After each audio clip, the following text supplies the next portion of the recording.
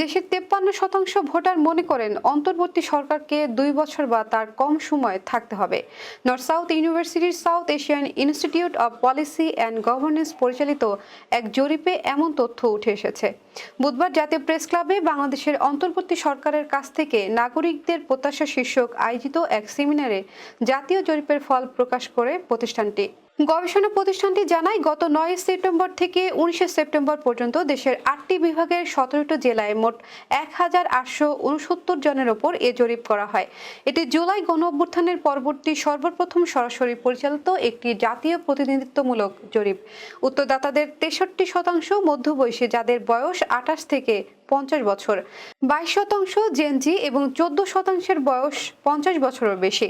এছাড়া জরিপের উত্তরদাতাদের 54% শহরাঞ্চল ও 46% গ্রামীণ অঞ্চলের বাসিন্দা।